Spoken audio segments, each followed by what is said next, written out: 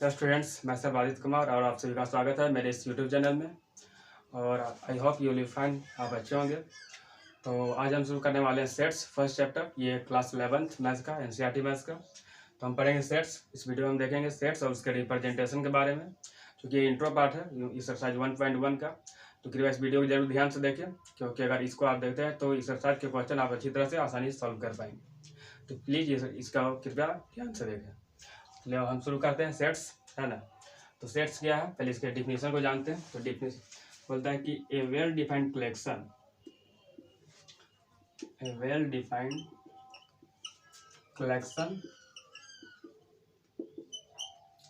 Of object.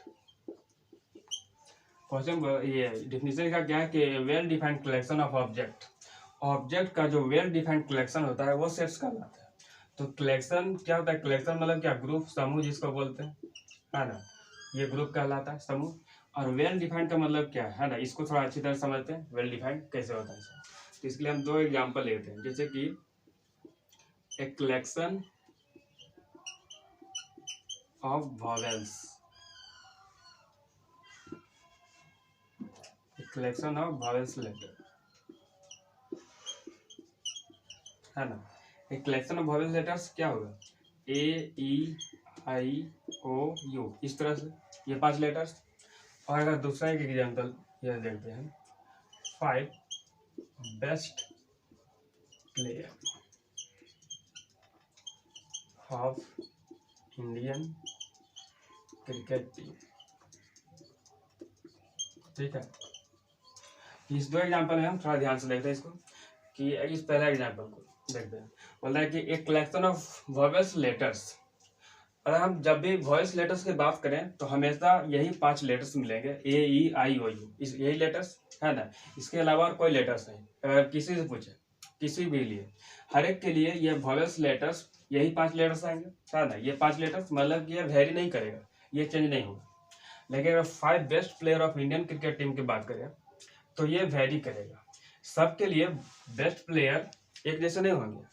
अगर जैसे कि राम है तो इनके लिए कुछ और हो सकता है। 5 बेस्ट क्रिकेट प्लेयर उतना है अपना मन का।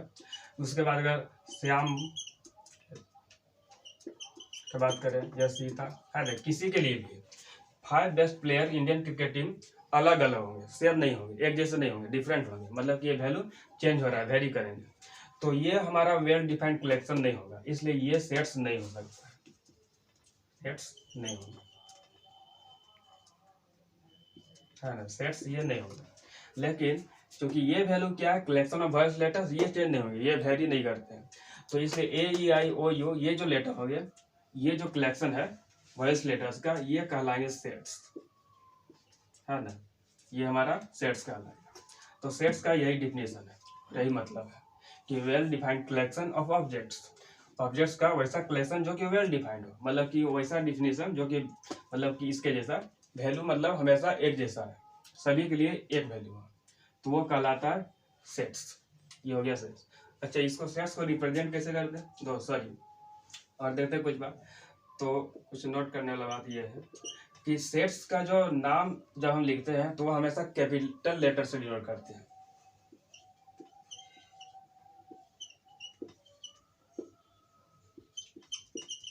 Name with capital letters, capital letters जैसे कि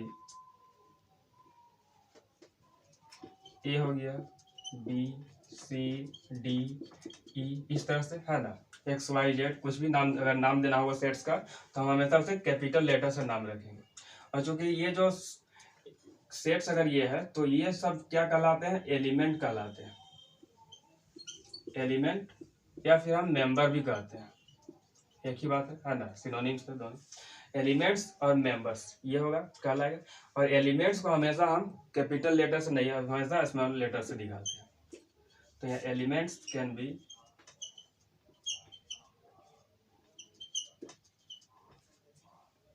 listed in small letter, small letters है मतलब कि दर्शाया जाता है, जैसे कि ए हो गया, बी, सी, डी, इस तरह कुछ भी हो। उसके बाद और क्या देखते हैं कि सेट्स को डिनोट कैसे करते हैं। तो सेट्स का सिंबल्स क्या होता है, हमारा सिंबल्स ये होता है, ये इसको बोलते हैं इप्सिलॉन। इप्सिलॉन ये ग्रीक वर्ड है, ग्रीक वर्ड है ये। जैसे कि अगर ये एक सेट है वॉइस लेटर्स का, तो अगर हमको दिखाना हो तो ये सब एलिमेंट जो है इस सेट का है, ए का, तो ए या लिख सकते हैं ए इज द सेट ऑफ ए, इस तरह से लिखेंगे। अगर ई भी इसका सेट है तो ई इज सेट ऑफ ए। उसी तरह I is set of A. तो सब इस तरह से हम डिनोट करेंगे। तो ये सेट्स का सिंबल। अगर कोई सेट्स नहीं रिप्रेजेंट करता है, जैसे कि इसमें से बी लेटर्स नहीं है, तो बी तो ए का सेट नहीं होगा, तो हम उसको इस तरह से लिखेंगे, B is not set of A. जो सेट्स नहीं होते है ना, जो भी एलिमेंट उस सेट का मतलब, उस सेट्स का मतलब ये एलिमेंट अगर बी नहीं है तो हम इसको इस तरह से लिखेंगे, B is the not set of A. तो इस तरह से लिखते हैं, है ना।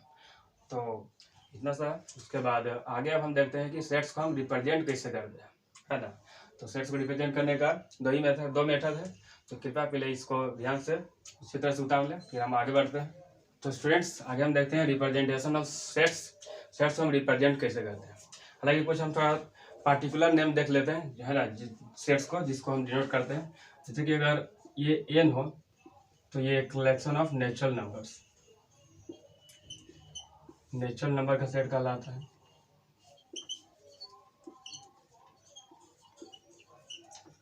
उसके बाद अगर क्यू हो तो क्यू हो गया रेशनल नंबर।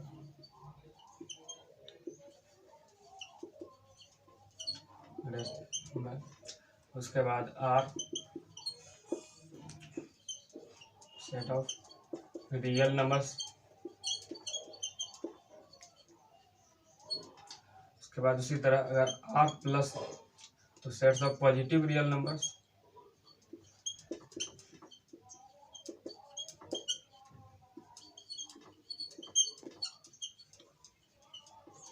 इस तरह से, है ना। जेड सेट ऑफ इंटीजर्स, इस तरह से सेट ऑफ इंटीजर्स, है ना। उसी तरह का जेड प्लस हो तो सेट ऑफ पॉजिटिव इंटीजर्स कहलाएगा। उसके बाद Q set of rational number, Q plus हो तो set of positive rational number. इस तरह से डिनोट करते हैं। ये सब पार्टिकुलर नेम है। जैसे अगर नेचुरल नंबर का सेट हो तो हमें उसके आप खुद से नाम लिखने की जरूरत नहीं है, आराम से हम सिर्फ एन डिनोट कर देते हैं, है ना। एन से डिनोट कर देंगे उस सेट्स को। अब हम आगे देखते हैं रिप्रेजेंटेशन ऑफ सेट्स। तो सेट्स को हम रिप्रेजेंटेशन दो तरीके से करते हैं। पहला है रोस्टर फॉर्म और इसको बोलते हैं टेब्यूलर फॉर्म, है ना। ये रोस्टर फॉर्म या तो फिर टेबुलर फॉर्म। इसमें हम क्या करते हैं कि सेट्स को जब लिखना रहता है तो उसके जो एलिमेंट जितने होते हैं सभी एलिमेंट को हम लिखते हैं, मतलब सभी एलिमेंट को हम लिस्टेड करते हैं। तो लिख सकते हैं इन दिस मेथड, है ना, in this method we can listed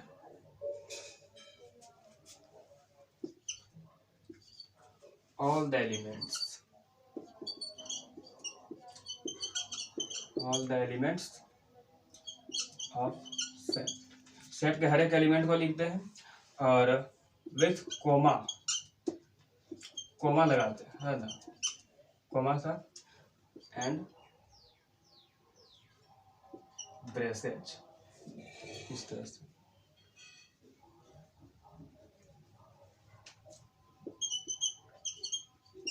इस तरह का ब्रेसेज लगाते हैं, इस तरह से ब्रैकेट, ये इस तरह का ब्रैकेट देते हैं। जैसे कि अगर एग्जांपल देखें कि collection of vowel letters, collection of vowels letter, है ना।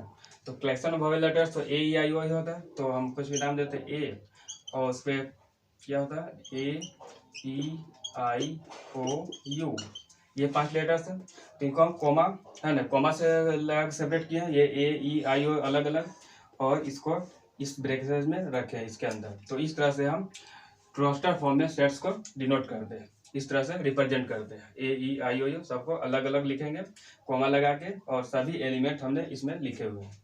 तो इस तरह से जब डिनोट करते हैं सेट्स को, तो ये कहलाता है हमारा roster form. This is called tabular form या रोस्टर फॉर्म, है ना। तो इस तरह से कुछ और देखते हैं, जैसे कि सेट ऑफ नेचुरल नंबर। अगर नेचुरल नंबर का सेट हो तो नेचुरल नंबर के लिए क्या लिखेंगे, एन। सेट का नाम एन होगा, हाँ, नेचुरल नंबर के लिए। और नेचुरल नंबर क्या 1 से शुरू होता है, 1 2 3 4, ये इंफिनिटिव अनंत तक जाएगा।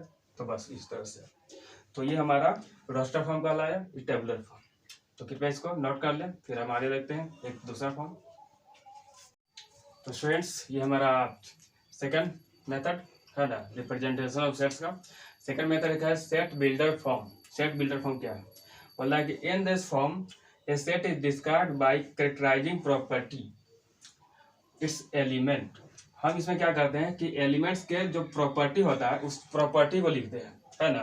पूरे एलिमेंट्स को हम नहीं दिखाते हैं, तो उसका जो खास प्रॉपर्टी होगा उसको लिखेंगे। जैसे कि हम देखते हैं कि ये एक हमारा ए सेट है, ए ई आई ओ यू, ये है। ये तो हमारा लिखा हुआ है किस फॉर्म में, ये रोस्टर फॉर्म में, है ना। रोस्टर फॉर्म या टेबुलर फॉर्म में लिखा हुआ है, मतलब कि सभी एलिमेंट्स को हम दिखाए हुए हैं। तो इसमें हम जब लिखेंगे इन सेट बिल्डर फॉर्म, इस सेट बिल्डर फॉर्म में क्या होगा, सेट बिल्डर फॉर्म में इस सेट्स को हम क्या लिखेंगे, इसका जो प्रॉपर्टी होगा उस प्रॉपर्टी को लिखेंगे। तो इसका प्रॉपर्टी क्या कहलाता है, ये तो है हमारा वॉवेल्स लेटर का सेट, है कि नहीं, वॉवेल्स लेटर इस तरह से। तो हम क्या लिखेंगे, x such that x is a set of vowels letter, vowels letter इस तरह से। एक्स सच दैट एक्स ये हम लिखते हैं, एक्स सच दैट एक्स, या तो फिर हम इस तरह से लिखते हैं एक्स सच दैट एक्स, ये दोनों, ये हमारा इस तरह से पढ़ते हैं इसको, एक्स सच दैट एक्स इस तरह से पढ़ा जाता है ना। तो या तो इसको लिखते हैं या तो इसको लिखते हैं, एक्स और ये दो डॉट इस तरह से, और उसके बाद इसके प्रॉपर्टी को हम शो करते हैं, प्रॉपर्टी को लिखते हैं। ये वॉवेल्स लेटर था तो हम लिखेंगे क्या, वॉवेल्स लेटर। उसी तरह जैसे कि अगर एक दूसरा सेट्स, जैसे कि एन है नेचुरल नंबर का सेट, तो x such that x is a set of natural number, है ना, इस तरह से लिखेंगे। तो ये हम प्रॉपर्टी को इस तरह से लिखते हैं। तो ये हमारा कहलाता है सेट बिल्डर फॉर्म। इस तरह से सेट्स को हम दो तरीके से रिप्रेजेंट करते हैं, एक रोस्टर फॉर्म या टेबुलर फॉर्म जिसमें कि सभी एलिमेंट्स को हम लिस्टेड करते हैं, और सेकंड है हमारा सेट बिल्डर फॉर्म जिसमें कि हम क्या करते हैं, उसके सिर्फ प्रॉपर्टी को लिखते हैं। एलिमेंट्स के एक प्रॉपर्टी को लिखा जाता है, जो खास प्रॉपर्टी को, जो प्रॉपर्टी वो शो कर रहा है ना, उसको हम लिखते हैं। तो इस तरह से दो तरीके से रिप्रेजेंट करते हैं, है ना। तो अब हम ये सेट्स का रिप्रेजेंटेशन और सेट्स का डिफिनेशन को जान गया। अब हम कुछ एग्जांपल क्वेश्चन देखते हैं, फिर हम फर्दर आगे बढ़ेंगे एक्सरसाइज के क्वेश्चन के लिए। तो कृपया इसको नोट कर लें, फिर देखते हैं कुछ एग्जांपल क्वेश्चन।